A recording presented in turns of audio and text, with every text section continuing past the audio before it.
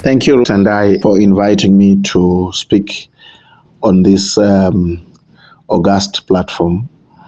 This is the second time you have invited me to speak, and you have asked that I speak on this very important topic on foreign policy and related issues. I'm going to attempt to tackle the very first question, which is what is foreign policy?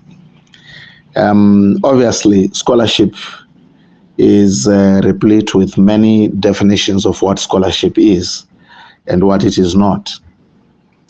And I'm going to try to speak to the definition of foreign policy as follows: that it is a process in which a nation or a country interacts with other nations in the advance, in the projection, and in the protection of its domestic interests on the one part, and its international interests on the other part. Now, obviously, this depends on the level of development of the country. Most of the developing countries, the foreign policy will be largely rooted on its domestic interests as opposed to international interests. Those countries that are much more developed, like the United States of America, Europe, Russia, and lately China, will want to root their foreign policy in the hybrid of their domestic interests as well as their international interests. How their domestic interests interact with the geopolitical concerns, how their domestic interests react to the goings on the international arena. So that's basically how I would want to define it. It is a systematic statement of deliberately selected national interests. So a country will identify what are its key objectives, its key ambitions, its key aims, and then look at these to define its policy in terms of how those key objectives, how those key ambitions, how those key aims interact with what is happening either at a regional level, or what is happening at a continental level, or what is happening at on a global scale. So that's how I would tackle the very first question on what is foreign policy. I thank you. The second question requires that I tackle the issue of the key considerations in the formulation of foreign policy. What are the key considerations in the formulation of foreign policy, you ask? The central consideration in the formulation of any foreign policy is national interest. What is it that a country or a nation defines as its national interest? This is very important. This is very key. For example, a country's territorial integrity is a matter of national interest. And when we say national interest, we are saying it is shared by the collective of the various interest groups of that country. And the state is taking a leadership role in projecting that national interest, in making sure that that national interest is advanced, but also that that national interest is protected. You then notice that where there is where the national interest is threatened, it is usually a source of conflict between countries, either at a bilateral level or sometimes even spilling into multilateral forums like the United Nations, like the African Union in our case, or some regional solidarity groupings like SADC and so forth and so on. So national interest is key in terms of the setting up or the formulation of foreign policy. And I've given an example already of territorial integrity, national independence, for instance, even the sovereignty of the state, the sovereignty of the territory. These are very, very important.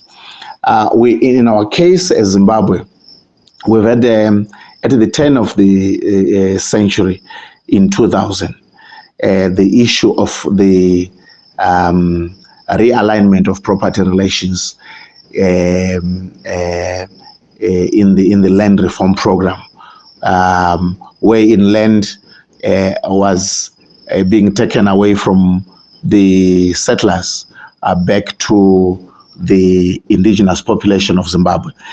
That, of course, was a matter of national interest.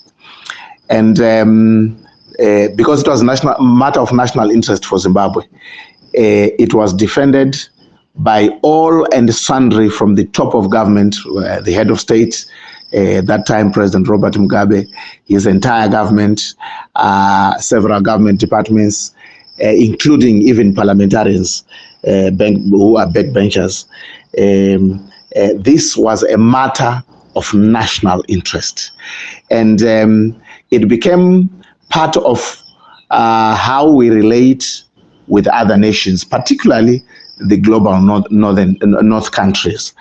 You recall that it then became a source of conflict between ourselves and Europe. It became a source of conflict between ourselves and the United States of America, because those countries looked at our policy of land reform, which for Zimbabwe was a matter of national interest, as being in conflict with their foreign policy. In the case of Europe, it was in conflict with the common foreign and security policy, which is the key foreign policy of the European Union. In the case of the United States, they put it across that it was a threat to their doctrine of property rights, which is rooted in American free enterprise. So that is where the problem is, as far as how we then related with Europe, how we then related with the United States of America is concerned. It is because our national interest at that time, which I believe is still the case now, came into conflict with the main foreign policy objectives of the global northern countries. And so this is a very important matter to say, where national interests collide with foreign policy requirements or objectives of big powers. What does a developing country do? How does a developing country react? And you know that as a reaction to the hostile foreign policy projection of the global north towards Zimbabwe, former President Mugabe then pronounced the Look East policy.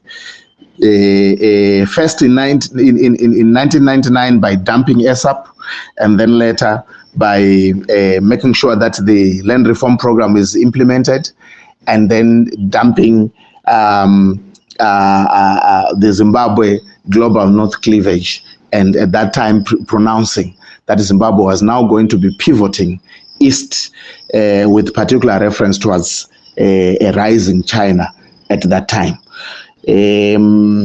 So these are some of the considerations. The other consideration is the domestic interests of a country. In our case, again, I go back to the same example of the land reform program, a very important domestic issue which had been warehoused for about 20 years, and no tangible solution had been given. And because of domestic pressures at home, for land allocation, you remember the chief Shoshe people and how they were beginning to invade certain lands in the neighboring areas, in their communes.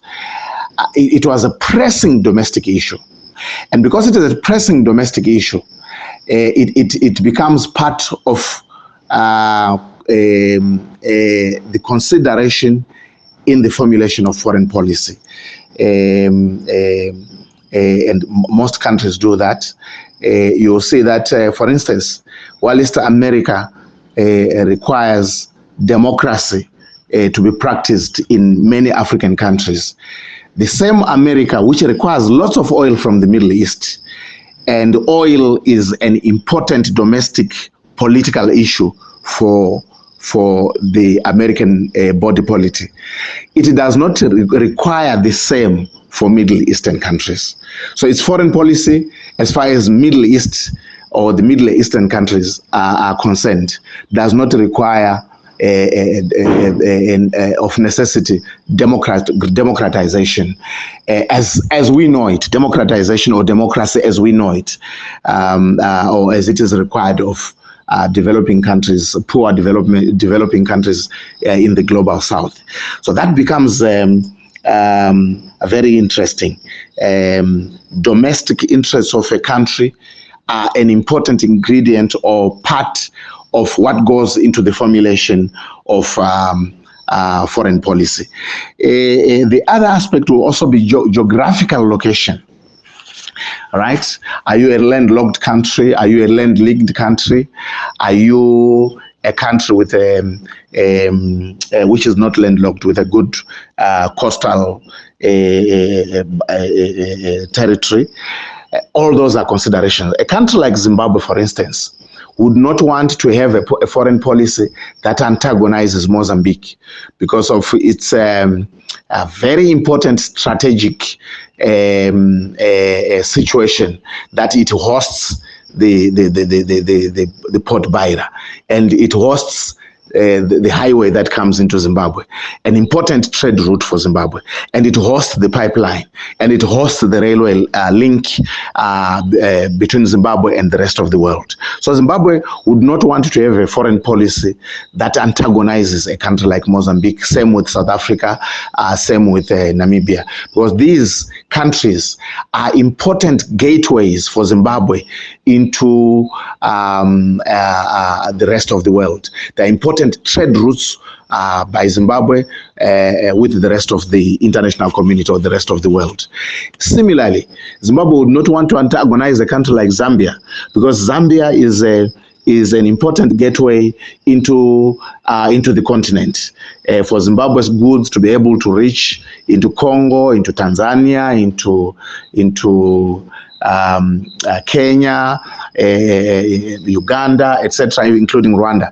Zimbabwe would need to have a foreign policy projection that is not hostile to a country such as Zambia, which is on the immediate northern part of the country. So geographical location also influences how foreign policy is formulated.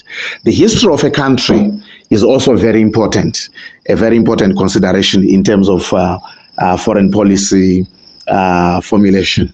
I'll give you a quick example. For example, the Jewish state of Israel, anti-Semitism, in the manner that it happened in Germany, in certain parts of Eastern Europe during the Second World War. He has become an important part of Israeli foreign policy. So the way Israel relates with countries, it makes sure that there is an acknowledgement of the fact that anti-Semitism was an evil doctrine, a doctrine that was meant to wipe out an entire nation, in this case, the Jews of Israel. So it makes sure that that is part of its foreign policy. And when pronouncements are made by countries to the contrary, these Jews or the Jewish nation of Israel looks at that as an existential threat, and it begins to take steps, either using diplomatic channels to engage and make sure that those matters are resolved, or in certain instances, it then uses hard power to resolve these challenges. So these are some of the considerations. There are many. You can go on the list as far as the considerations in the formulation of foreign policy are concerned. There are many, but I think these are some of the key considerations that go into the formulation of foreign policy. Another key consideration, which I think is really worth mentioning in the formulation of foreign policy, is security. Security at a domestic level, but also what a nation may consider to be security threats to its geopolitical interests. I think that is very, very important. And in fact, security is high up there on the priority list of many nations in the formulation of their foreign policy. The threats to the state, the threats to the nation in terms of its territorial integrity, its sovereignty, and so forth, are key components of shaping a country's foreign policy. That is very, very important. But we've also seen how global north countries like the United States of America, for instance, would consider security threats at a geopolitical level in terms of projecting their foreign policy. And they would do, as a result of that, what they consider an existential threat to the Western structure of society. They would have an expansionist kind of foreign policy, a foreign policy that tries to spread globalization, a foreign policy that tries to make sure that Western values, be they economic, cultural, social, etc., are spread as much as possible to countries at a lateral level in the global north, but also they are spread as much as possible to countries in the global south, to make sure that they build a global order which is made up of a shared value system, but that value system is their value system. So they hold you to account. If you're a poor global southern country, they hold you to account on account of their value system. Democracy, for instance, as a cultural value. America has gone to war. Europe has gone to war, purportedly in order to protect democracy as a value system, right? And going to war, the military intervention becomes a tool of realizing its or their foreign policy objectives. This is very, very important for us to understand. So security is high up there for most countries in terms of being a major part of the consideration for foreign policy formulation. I thank you. The next question that you ask me to respond to, which I will not spend much time on, is whether global north media is apolitical. The answer is no. Global north media, most of it, mainstream media, is in fact not apolitical.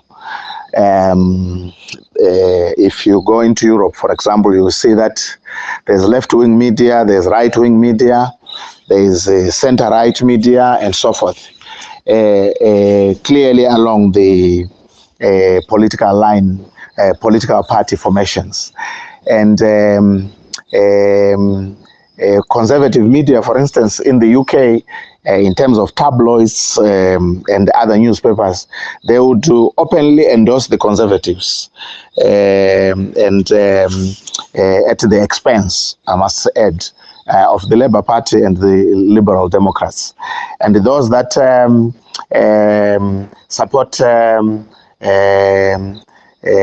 immigration and all the rest of it would openly endorse the Labour Party.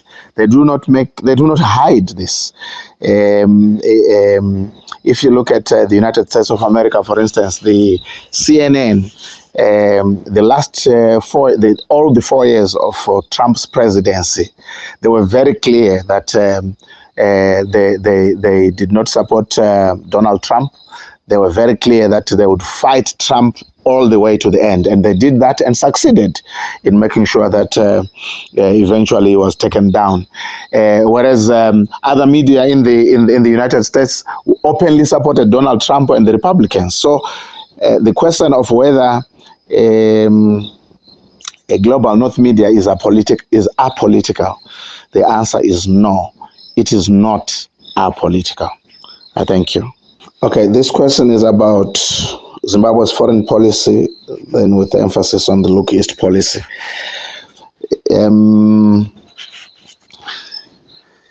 So one would say that maybe from 1980 to about 2 decades later, Zimbabwe implemented a policy, and for lack of a better word here, a foreign policy that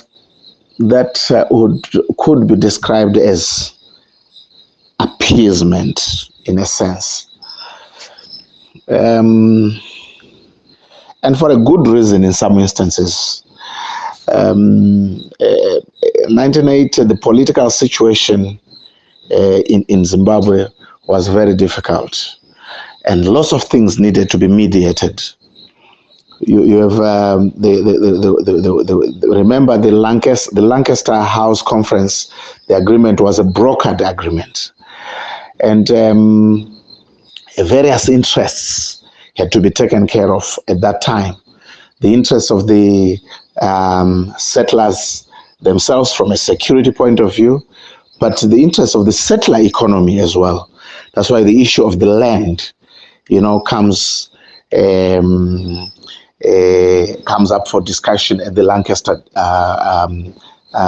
conference, and how their political interests were going to be taken care of by making sure that a guaranteed certain percentage of seats was reserved for the settlers.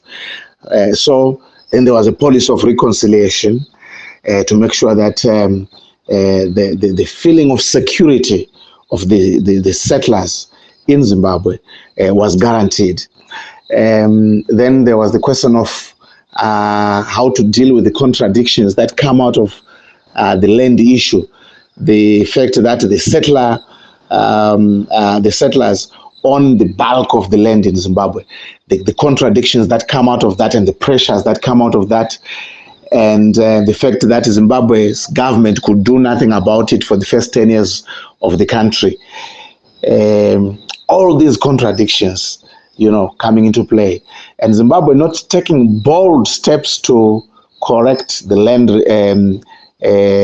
misalignment, the misalignment of property relations, the not taking bold steps also to make sure that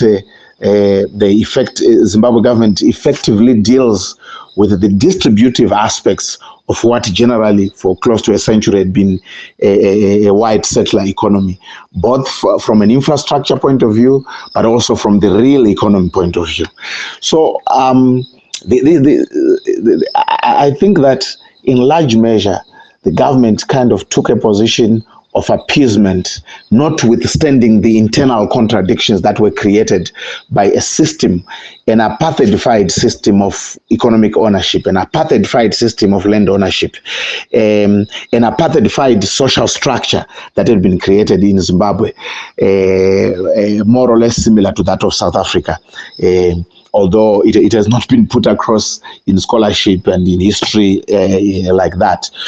So at the turn of the century, the foreign policy of Zimbabwe then changes when Zimbabwe begins to boldly project itself from a national interest point of view, by beginning to say we have to right the contradictions that are resident within our property relations structure.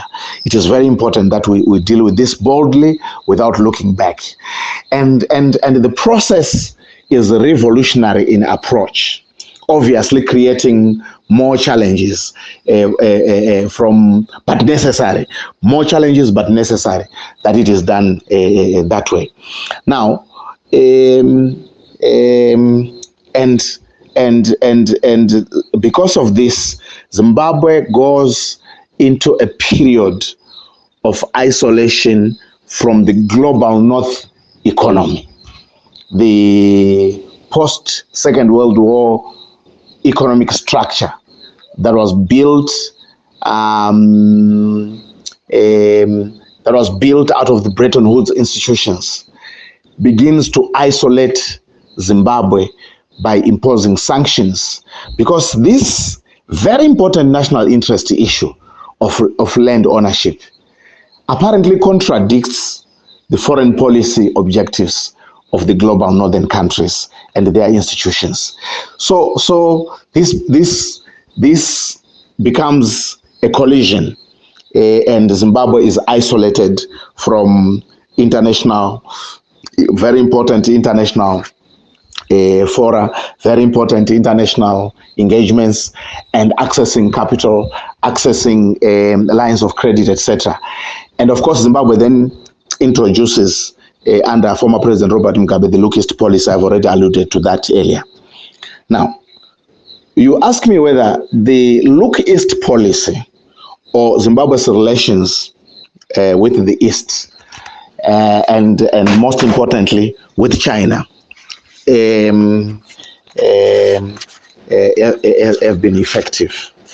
I've spoken to this issue earlier, but let me give an important, I think, an important background here. That the relationship between Zimbabwe and China is historical, in that China supported Zimbabwe's independence struggle from a Zanla point of view. And whereas Russia supported Zimbabwe's independence struggle from a Zipra point of view. So Zimbabwe's relations with the East are almost traditional. They are historical, and they are very, very important. Now, whilst former President Mugabe pronounced the Look East policy in 2001, in 2013, China introduced the Belt and Road Initiative, which is China's key foreign policy pronouncement in the last 2 decades. The Belt and Road Initiative is a major foreign policy of the Chinese to open trade routes which may not be manipulated by the USA in its pivot to the Pacific, and to develop a highly technological economy as it marches forward, that is China. So this is very important. And the trade routes are two. The Silk Road, the one that goes through Asia, Central Asia,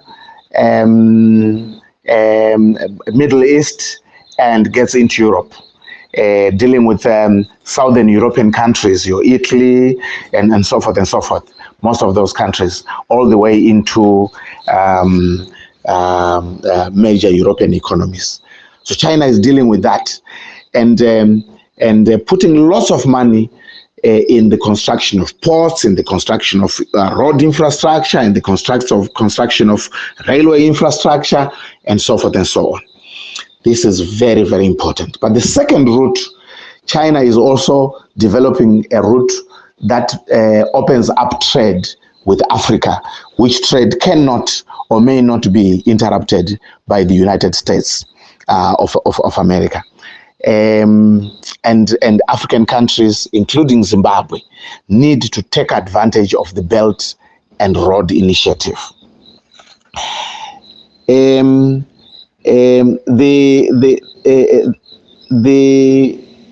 Western economies, particularly the G7 countries, the group of 7 most industrialized nations, have responded to the Belt and Road Initiative, but 7 years later, they responded this year by coming up with a contra initiative of their own, which is the Build Back Better World initiative, which is an initiative more or less that does the same like the Belt and Road Initiative of the Chinese, investment into infrastructure, but this time sponsored by major Western industrialized countries and creating serious integration amongst themselves and opening up trade also with southern countries. This is very, very important for us to understand. So, this is the geopolitical context in which we find ourselves. And it becomes important, in my view, and I've always asserted, that the Second Republic's engagement and re-engagement policy needs to be solidified. At the moment, it would seem to me, I'm not in government, it would seem to me that the relationship between Zimbabwe and the UK and Europe could be at a low, not an all-time low, but it could be at a low. You look at pronouncements from the UK Parliament, you look at the responses coming from Harare and all that, and I think that the relationship is not what is not at its best. My view is that Zimbabwe needs to solidify its engagement and re-engagement policy. It is important, it is necessary. But it is not the only thing that Zimbabwe should do. Zimbabwe should take advantage of its Look East policy. It has already lost 2 decades since the pronouncement of this very important policy. Serious deals need to be structured between Zimbabwe and China. I'm talking about economic deals to assist Zimbabwe with its catch-up process as far as the economic development is concerned. This is very important. This is very, very important. And the Belt and Road Initiative is a crucial part of all this. And the Chinese, when they make a pronouncement of a major policy, they take it very, very seriously.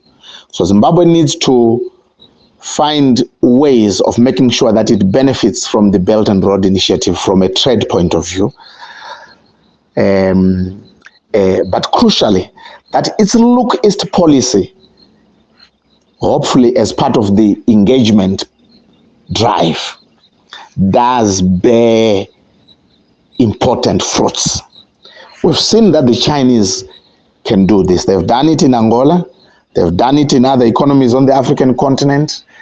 We probably need to push harder as a country to make sure that our Look East policy is realized in full. Its full potential is realized. This is important in order to insulate Zimbabwe's economy from the shocks of knee-jerk decisions that could be taken by global north countries, like they did at the turn of the century, and we were thrown into a quandary, whose effects we still suffer today. So my point is, We continue to engage robustly with the Western countries, Western governments, with a view to normalizing relations, so that these things are removed and they don't continue to be an encumbrance on our economy. But that is not the only thing we should do from a foreign policy point of view. We should engage robustly in ways that are bearing visible fruit on the ground with the Chinese. That will be my submission as far as that question is concerned. And now that there are two major initiatives, the Belt and Road Initiative and the Build Back Better World Initiative by the G7 countries, under the aegis of the ACP-EU nexus, it will be important to look at how Zimbabwe could benefit, and not just Zimbabwe, but even the region, from that kind of initiative that is being implemented by the G7 countries through the economic partnership agreements, which are already in place, through the Cotonou Agreement, or through some other framework that may be created by the G7 countries themselves directly to deal with the global South economies. I think that our diplomacy as a tool of engagement must focus a lot more on economic development. That will be my view. I thank you.